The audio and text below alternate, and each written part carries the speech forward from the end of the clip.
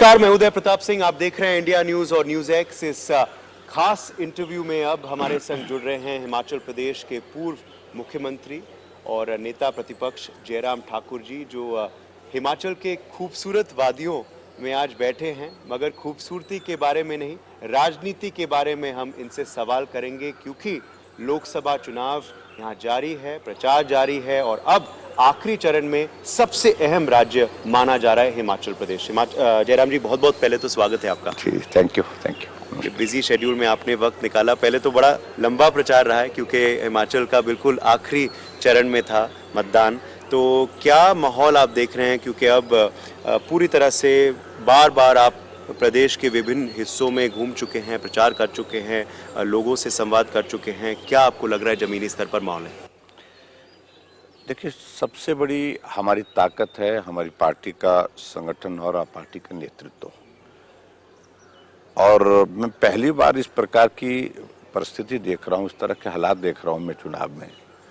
आमतौर पर जब चुनाव होता है तो दो पार्टियां जो आमने सामने होती है या जो दो गठबंधन से आमने सामने होते हैं, दोनों क्लेम करते हैं कि हमारी सरकार बनेगी, हमारी सरकार बनेगी। लेकिन अब की बार ये क्लेम ही नहीं हो पा रहा है उधर से। यानी कि इंडिया गठबंधन की अगर हम बात करें तो वो स्थिति में नहीं हो पा रहे हैं कि हमारी सरकार भी बनेगी। उनके लिए एक एजेंडा मोदी जी ने सेट किया, उसी में वो करके रह रहे हैं कि मोदी जी ने कहा 400 पार, और वो एक ही बात को चिल्ला चिल्ला के बोल रहे कि 400 नहीं होंगी, 400 पार नहीं होंगी, 400 पार नहीं होंगी, यही कह रहे हैं। लेकिन वो अपने आप आएंगे क्या सत्ता में, इस बारे में बात कहने की स्थिति में नहीं। लेकिन सबसे बड़ी बात है कि अब की बार देश में जो देखने को मिल रहा है कि चुनाव का परिणाम आने से पहले ही देश तय कर चुका है कि भारतीय जनता पार्टी एनडीए गठबंधन की सरकार होगी। नरेंद्र मोदी जी तीसरी बार देश के प्रधानमंत्री होंगे। इस पर कोई भी कंफ्यूजन नहीं है, कोई भी कंफ्यूजन नहीं है। और जब इस तरह की स्थिति होती है तो स्वाभाविक रूप से भारतीय जनता पार्टी के लिए ये बहुत अनुकूल परिस्थिति मैं कह सकता हूँ। चुनाव तो चुनाव है, लेकिन फिर भी उसके बावजूद हम जीत रहे हैं। जो देश का माहौल है वो हिमाचल का भी है। मोदी फैक्टर बरकरार है आपको लगता है हिमाचल प्रदेश में? क्योंकि कहीं ना कहीं हमने देखा है पीएम मोदी आपके सबसे बड़े चेहरे हैं, सबसे बड़े स्टार प्रचारक हैं देश के विभिन्न हिस्सों में। हिमाचल प्रदेश में भी मोदी फैक्टर बरकरार है इस तीसरी बार भी? देखिए, जो कुछ भी है मैं कहूँ, मैंने हकीकत बता दी, यही है। मोदी जी ही हैं और मोदी जी ही हैं, सिर्फ मोदी जी हैं, यहाँ कोई विषय नहीं है। अब देखिए, ऐसा बहुत कम पर्सनैलिटीज के साथ होता है कि 2014 में जो मोदी जी की लोकप्रियता थी, जब उनको प्रधानमंत्री के तौर पर प्रस्तुत किया था पार्टी ने, उसके बाद 2019 में उससे ज़्यादा लोकप्रियता उनकी हुई, ज़्यादा सीटों के साथ जीते, सरकार बहुत मजबूत सरकार बनी। और उसके बाद 2024 में उससे भी ज़्यादा लोकप्रियता और मजबूती जो है उनके इसमें आई है, पर्सनैलिटी में आई है। तो ये बहुत रेयर होता है। आमतौर क्या होता है कि सरकार बनती है, सरकार के खिलाफ नाराज़गी, नेता के खिलाफ नाराज़गी, और ये बढ़ती जाती है। और 10 साल का कार्यकाल होना तो बहुत बड़ा एक ये हो जाता है। लेकिन यहाँ उल्टा ही कि जितना समय मोदी जी आगे चल रहे हैं उतने ज़्यादा वो मजबूत हो रहे हैं, उतने ज़्यादा वो लोकप्रिय हो रहे हैं। ये बहुत एक, जिसको मैं कह सकता हूँ कि एक बहुत ही अलग बात है। और मैं सामान्यतः इस तरह की चीज़ें नेतृत्व में नहीं दिखती है। मगर 2019 का जो लोकसभा चुनाव था और 2024 में ये बात का अंतर है जयराम जी कि तब सरकार आपकी पार्टी की थी प्रदेश में, तब आप मुख्यमंत्री थे।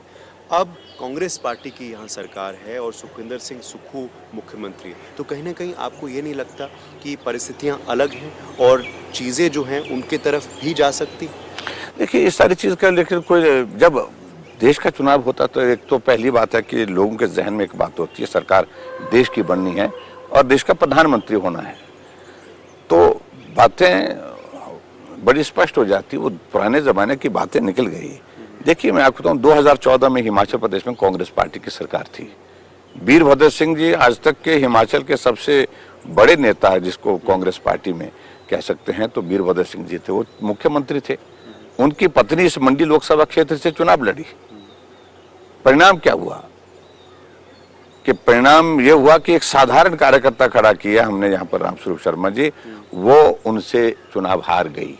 मुख्यमंत्री रहते हुए मुख्यमंत्री की पत्नी चुनाव हार गई। चारों सीटों पर भारतीय जनता पार्टी जीती। तो सरकार कोई कई बार मायने नहीं रखती, और इस सरकार का तो बहुत बुरा हाल है, जिसको कह सकता हूँ जो सरकार अभी वर्तमान में सुक्खू जी के नेतृत्व, ना उसकी अपने विधायकों पर पकड़ है। 14 महीने के छोटे से कार्यकाल में 9 विधायक जो उनके, जिसमें 6 कांग्रेस के, 3 निर्दलीय जो उनको समर्थन दे रहे थे, उनसे अलग हो गए। ये नेतृत्व तो है ही नहीं, नेता ही नहीं मानते उनको, और उनमें है भी नहीं वो नेता वाली वो जो बात होनी चाहिए। और वीरभद्र सिंह जी बहुत मजबूत थे, लेकिन ऐसे में कंपैरिजन नहीं हो सकता है। और मैं ये की कह रहा हूँ कि हिमाचल प्रदेश में कांग्रेस की सरकार होना कांग्रेस के लिए आफत हो गई है लोकसभा के चुनाव में। बहुत से वायदे किए जा रहे हैं दोबारा। प्रदेश के कांग्रेस के नेता आ रहे हैं, मुख्यमंत्री हो या उप मुख्यमंत्री हो। हमने देखा कि कांग्रेस पार्टी के तमाम दिग्गज नेता, खास करके राहुल गांधी जी और प्रियंका गांधी जी यहाँ प्रचार कर रही हैं, वायदे कर रही हैं।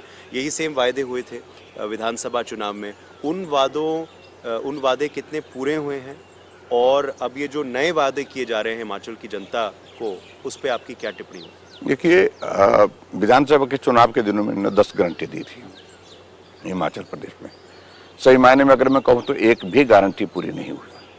ये कहने के लिए प्रचार कर रहे हैं हमारे इतना, हमने 5 गारंटी पूरी कर दी, लेकिन सही मायने में ओपीएस एक मुद्दा था जिस मुद्दे को लेकर के इनने एक फैसला किया है, लेकिन उसको भी पूरी तरह से लागू होने में अभी वक्त है।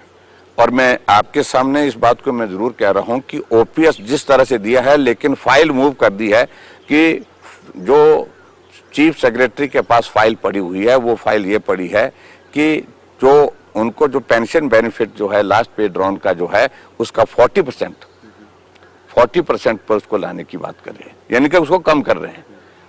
और आने वाले समय में मुझे लगता है कि इसके कारण जो है, आज मैं सारी चीज को लेकर के आपके सामने पहली बार मैं जिक्र कर रहा हूं, ये ओपीएस का जो मुद्दा है ये अब कांग्रेस को उल्टा पड़ने वाला है, क्योंकि लास्ट पे ड्रॉन का 40% अगर वो पेंशन के लिए देते हैं तो कोई कर्मचारी खुश नहीं है, कोई कर्मचारी जो सहमत नहीं है उनका, इस बात को लेकर के मान चले। और इसके अलावा बाकी तो टच ही नहीं किए। आपकी महिलाओं के लिए 1500 रुपए देने की बात कही थी, कहीं नहीं मिला। 1 लाख नौकरी 1 साल में देने की बात कही थी, 5 लाख नौकरी देने की बात कही थी, कहीं नहीं। वो उसमें पूरा 15 महीने 16 महीने में सारा स्टाफ सिलेक्शन कमीशन बंद रहा, एक भी भर्ती वहां पर हो नहीं पाई। और उसके बाद 300 यूनिट बिजली फ्री देने की बात कही थी, वो उल्टी बिजली महंगी कर दी। और जहां गोबर की गारंटी दे रखी थी 2 रुपए किलो के हिसाब से, कहीं गोबर का 1 किलो नहीं खरीदा गया। और इस तरह से जो यूथ के लिए कहा था कि कॉर्पोरेट फंड कम करेंगे, जिसके माध्यम से उनके लिए रोजगार के साधन सृजन करने की कोशिश करेंगे, लेकिन वो भी नहीं हुआ, कुछ भी नहीं हुआ। उल्टा आज हिमाचल प्रदेश में सरकार ने 1000 खुले हुए चले हुए संस्थान जो चल रहे थे उनको बंद किया है, जो बीजेपी की गवर्नमेंट में खोले थे। और हिमाचल प्रदेश में ये परिस्थिति है कि 15 महीने में 18,000 करोड़ का ऋण ले लिया। जितना मैंने 5 वर्ष में लिया उतना 15 महीने में ले लिया। बहुत बड़ी बात है, बहुत बड़ी बात कह दी आज जयराम जी ने। जैसे वो बता रहे हैं कि पहली बार इसी न्यूज़ चैनल पे उन्होंने जिक्र किया ये कि ओपीएस, जो कहीं ना कहीं काफ़ी लोग मानते हैं गेम चेंजर मुद्दा था कांग्रेस पार्टी के लिए पिछले विधानसभा चुनाव में, अब वो कह रहे हैं उसका इम्पैक्ट बहुत ही नुकसानमंद अब हो सकता है वही कांग्रेस पार्टी के लिए जो इस मुद्दे पर जीती थी। एक और चीज़ पे मैं आपकी स्पष्टता चाहूँगा, क्योंकि सुक्खू जी एक आरोप लगा रहे हैं कि कैश बरामद हुआ है किसी भाजपा प्रत्याशी के ठिकाने पे या उनके करीबियों के पास। इस पे आपका क्या जवाब रहेगा, क्योंकि आप शायद इसको डिनाई कर रहे हैं? देखिए, इस मुख्यमंत्री को झूठ बोलने की आदत है। कैश बरामद होता तो एफआईआर होती है। सीजर कहाँ हुआ, किस गाड़ी से हुआ, किस जगह हुआ, कब हुआ, कौन वहां पर पुलिस की टीम थी, और उसके बाद किस व्यक्ति से हुआ, ये सारे चीज रिकॉर्ड में आती है। हमने पुलिस के अधिकारियों के, स्टेट के अधिकारियों से बातचीत की, सबने डिनाई किया। हमने डिस्ट्रिक्ट के अधिकारियों से बात की, सबने मना किया। आखिरकार पैसा मिला कहाँ? क्या सुक्खू जी को कोई सड़क पर मिला, उसको उठा करके घर ले गए क्या? वो अगर सीजर हुआ है तो वो रिकॉर्ड पे होता है। 55 लाख तो बड़ी अमाउंट होती है। यहाँ पर 2 लाख रुपए भी मिले तो उसका भी सीजर होता है, वो भी जो है वो उसको भी जो है आपको एक्सप्लेन करना पड़ता है, कहाँ पूरा उसका रिकॉर्ड होता है, उसमें बनाना पड़ता है। और कोई पुलिस थाने में कोई रिपोर्ट नहीं, कहीं किसी अधिकारी ने इसको रिवील नहीं किया, किसी अधिकारी ने इसका जिक्र नहीं किया। ये सुक्खू जी को कौन दे गया है 55 करोड़ रुपए? किस बात का वो जिक्र कर रहे हैं? अगर है तो कहाँ है बताएं तो सही। मैं चुनौती दे रहा हूं, बताएं कहाँ वो पैसा, कहाँ मिला, किससे मिला, कब मिला? ये सारी बातों का एक्सप्लेन करना पड़ेगा मुख्यमंत्री। झूठ बोल करके गुमराह करना, किसी की इज्जत को इस तरह से करना, और इसलिए झूठ बोलते बोलते उन्होंने ये स्थिति पैदा की। 9 जो विधायक जो उनसे अलग हुए हैं, उनने उनको लीगल नोटिस दे दिया है और क्रिमिनल डेफेमेशन का केस दर्ज कर दिया है। ये उपचुनाव जो हो रहे हैं, ये दोहरी चुनौती है बीजेपी के लिए। क्या आप कॉन्फिडेंट हैं जीत मिलेगी आपके प्रत्याशियों को जो पहले कांग्रेस के विधायक थे? देखिए, मैं एक बात मैं जरूर कहना चाह रहा हूँ कि हिमाचल की जहाँ तक लोकसभा की सीटें हम चारों जीत रहे हैं, हम जीतेंगे। और जहाँ उपचुनाव की बात है, हिमाचल पर इसमें 6 उपचुनाव हैं और 6 के बाद 3 निर्दलीय विधायकों का जिनका अभी तक रेजिग्नेशन एक्सेप्ट नहीं किया गया है, वो भी 9 हो जाएंगे। ये 9 के 9 जीतेंगे हम। 6 तो जीतेंगे और इसके बाद और भी जीतेंगे। अब जो 3 होंगे और भी जीतेंगे। और ये जीतने के बाद ये मैं बताना चाह रहा हूँ कि हिमाचल प्रदेश सरकार अल्पमत में आ जाएगी। आप कह रहे हैं 6 जीतेंगे, और भी हो सकते हैं, यानी कि 3 से ज्यादा भी और भी हो सकता है। अभी और भी चीजें हो सकती हैं। देखो, 6 सीपीएस अलग से इनके केस चल रहा है हाई कोर्ट में, वो अंतिम स्टेज पर है, उनको जाना ही जाना है। उनको थोड़ा सा ज्यादा है कि वक्त की बात है, 2 महीने 4 महीने इतना आगे खींच सकते हैं, अल्टीमेटली उनको जाना ही जाना है। तो आपका दावा है कि सुक्खू सरकार नहीं चलेगी, कंप्लीट नहीं कर पाएगी अपना टर्म? बिल्कुल नहीं कर पाई। देखिए, सुक्खू जी तो मुख्यमंत्री रहेंगे ही नहीं, पहली बात बड़ी स्पष्ट कर रहा हूं मैं। क्योंकि जब राज्यसभा की एक सीट पर चुनाव हुआ हिमाचल प्रदेश में, बहुमत होने के बावजूद कांग्रेस का 43 थे वो, हम तो 25 थे, लेकिन जब रिजल्ट निकला हमारा कैंडिडेट जीत गया राज्यसभा में, कांग्रेस हारी। इतना बड़ा बहुमत होने के बावजूद कांग्रेस पार्टी का राज्यसभा का जो कैंडिडेट हार गया, और उसके बाद पार्टी के हाईकमान आई, यहाँ पर हुड्डा जी आए, उधर से वो छत्तीसगढ़ से जो एक्स चीफ मिनिस्टर इनके वो भी आए, और यहाँ आकर के जो कमेटी यहाँ पर सारी रिपोर्ट बना करके भेजे, उसमें यही कहा कि नेतृत्व फेल हुआ है, लोग संतुष्ट नहीं है, और फिलहाल उसमें तय किया है ऊपर कि अभी तक हम कोई कार्रवाई नहीं करेंगे चुनाव तक, लोकसभा के चुनाव तक। चुनाव के बाद नेतृत्व परिवर्तन होगा, ये उनने कमिटमेंट देकर रखी है। और इसलिए जो 2 लोग दाएं बाएं उनके जो खड़े होते हैं बड़े आजकल, जो उनके विरोध में है, अंदर से विरोध में है बिल्कुल, चाहे वो डिप्टी चीफ मिनिस्टर हैं, चाहे वो ये विक्रमादित्य हैं, ये दोनों सरकार को कांग्रेस की सरकार रहे लेकिन मुख्यमंत्री सुक्खू ना रहे, इस बात के लिए तो पहले दिन से लगे हुए। बीजेपी संपर्क में है क्या? नहीं, देखिए, मैं और प्रतिभा जी और विक्रमादित्य की कहीं ना कहीं ये माना जा रहा था कि सांठगांठ बैठ गई है प्रतिभा जी और विक्रमादित्य जी के संग, मगर चीजें क्लियर नहीं हो पाई, इस वजह से सरकार बच गई।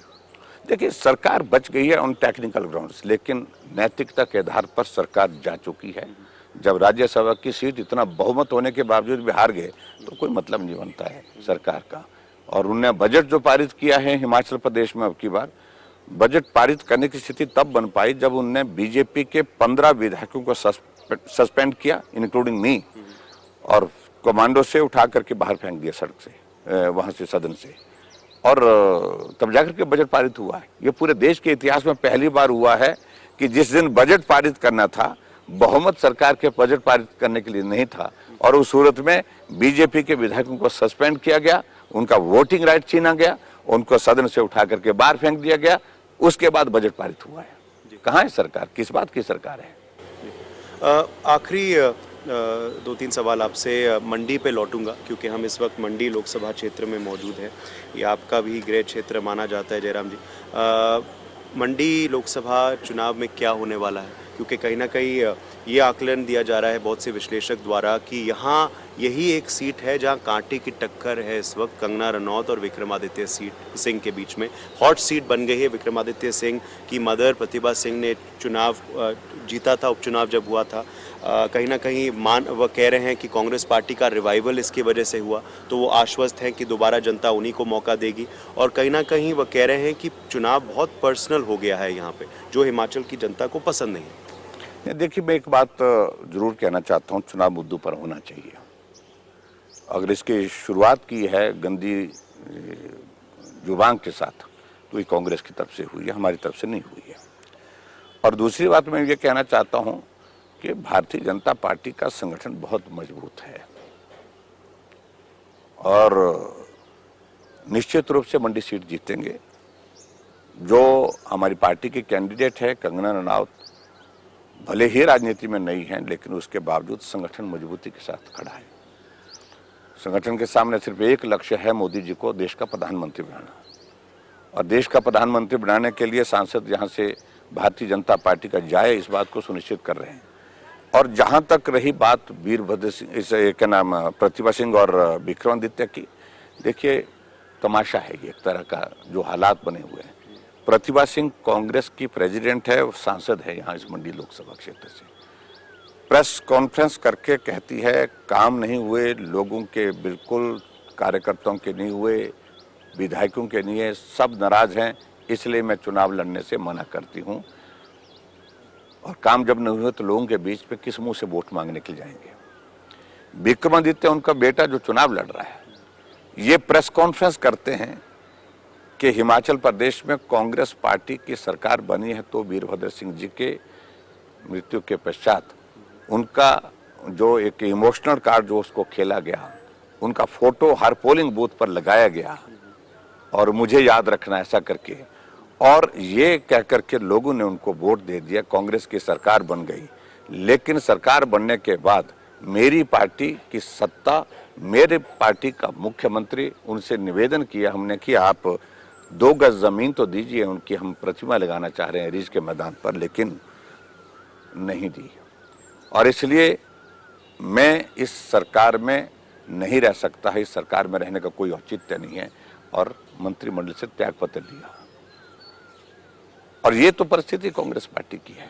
अब आज वो चुनाव लड़ रहे हैं, बोलते मैं लड़ना नहीं चाहता, लेकिन मेरी हाईकमान ने ऊपर से मेरे को दबाव डाला। लेकिन हाईकमान ने क्यों दबाव डाला? क्या उस वक्त नहीं, तो जब हिमाचल प्रदेश में सरकार कांग्रेस पार्टी की बनने वाली थी, उस वक्त आपको नजरअंदाज किया गया, पूरा हॉली लॉज को डिसलॉज किया गया, बिल्कुल पूरी तरह से। इनकी ओर से प्रस्ताव आया कि मुझे डिप्टी चीफ मिनिस्टर बनाया जाए, लेकिन उसके बावजूद भी पार्टी हाईकमान ने नहीं माना। और आज आप पार्टी हाईकमान के कहने पर जो है वो यहाँ मंडी से चुनाव लड़ रहे हैं। ये सारी बातें लोगों को समझाने की हैं, लोग नहीं समझ पा रहे। क्या ये खजल खाना, मतलब जिसको कंफ्यूजन है, there is lot of confusion, they are not able to explain their position, क्योंकि उन्हें बोला क्यों है पहले और अब क्यों ये किए जा रहे हैं। तो इसलिए मैस क्रिएट किया है कांग्रेस पार्टी ने, और मैस क्रिएशन में मुख्यमंत्री और ये बड़े नेता सबका इसमें कंट्रीब्यूशन है। हम तमाशा देख रहे हैं, पूरा प्रदेश तमाशा देख रहा है, और लेकिन जीत भाजपा की होगी, 4 सीटों पर जीत होगी और मंडी में भी जीत होगी। तमाशा देख रहे हैं, वो कह रहे हैं यहाँ कॉमेडी चल रही है मंडी में, ये सीरियस चुनाव नहीं हो रहा। देखिए, ऐसा है कि कैंडिडेट के बारे में उनको टिप्पणियां करनी इस तरह से, होता क्या है कि आप व्यक्तिगत रूप से किसी के खिलाफ बोलेंगे, एक सीमा तक बर्दाश्त करेगा कोई, आखिरकार रिटेलिएशन होगा से सामने से, तो हुआ है। लेकिन फिर भी हमने कहा कि हम मुद्दों पर ही रहेंगे, मुद्दों पर ही चुनाव लड़ेंगे। हिमाचल प्रदेश बीजेपी यूनाइटेड है, क्योंकि कहीं ना कहीं कहा गया था पिछले विधानसभा चुनाव में बागियों की वजह से भी हार के एक आपकी कारण थी। आपके संग लोग खुश थे, मगर बागी जो हैं वो वोट आपके उन्होंने काटे, और इस वजह से शायद कांग्रेस पार्टी की सरकार। देखिए, मैं इस सारी चीज़ पे, अब वो दौर हो गया, पुराना हो गया, अब उससे बहुत सारी चीज़ों को हमने सीखा है। सब इकट्ठा हैं, सब मिलकर के काम कर रहे हैं, और मोदी जी देश के प्रधानमंत्री बनने चाहिए, इसके लिए हम सब लोग लगे हैं। और जो विधानसभा का चुनाव हो गया, छोटी छोटी बातें बड़ा नुकसान करके गई हैं, इसमें दो राय नहीं है। और उन सारी चीज़ों को लेकर के पार्टी के नेतृत्व के सामने उन बातों को रखा भी हमने, और मुझे लगता है कि अब सब ठीक होगा। आखिरी सवाल आपसे जयराम ठाकुर जी, दावा है आपका, पूरी कॉन्फिडेंस है कि 4 की 4 सीट आप यहाँ जीत रहे हैं, और पूरे देश भर में, क्योंकि आप प्रदेश के ही नहीं नेता हैं, आप देश के भी बड़े नेता हैं, पूर्व मुख्यमंत्री हैं, बीजेपी सरकार आ रही है, एनडीए सरकार आ रही है, कॉन्फिडेंस से आप कह सकते हैं बस नतीजे आने ही वाले हैं? देखो, मैं इस बात को मैंने पहले भी कह चुका, कुछ इसमें बोल चुका हूं मैं इस सारे मामले में। मेरा कहने का मतलब है कि ये आपके बार का चुनाव कुछ अलग तरह का चुनाव है और इसमें चुनाव के परिणाम निकलने से पहले ही देश तय कर चुका है मोदी जी ही आएंगे तो मोदी जी। तो इसलिए ये तय है, मोदी जी तीसरी बार देश के प्रधानमंत्री बन रहे हैं और हम सब के लिए गौरव का विषय है और हिमाचल की चारों सीटें जीतेंगे। एक दशक के बाद दूसरे दशक की शुरुआत मोदी जी के नेतृत्व में हो रही है। हमारी शुभकामनाएं। बहुत बहुत शुक्रिया जयराम ठाकुर जी, आपने अपने कीमती शेड्यूल और बिजी शेड्यूल से वक्त निकाला and wish you all the very best 1 जून के लिए। प्रदेश के लोगों को क्या कहेंगे? मतदान के लिए अवश्य आएँ क्योंकि कहीं ना कहीं पोलिंग परसेंटेज गिरी है कई राज्यों में। मेरा सभी हिमाचल वासियों से, मतदाताओं से विशेष तौर से इस बात के लिए विनम्र निवेदन है कि 1 तारीख को जिस दिन मतदान होना है, सब लोग मतदान करने के लिए जरूर जाएं। अगर बच्चे बाहर पढ़ाई के लिए गए हैं, उनका वोट बना है, तो आग्रह करिए वो घर आएं और घर आकर के मतदान जरूर करें। अगर बच्चे कहीं, परिवार के सदस्य कहीं और कामकाज से गए हैं, तो उनसे भी आग्रह करें घर आएं, मतदान करें।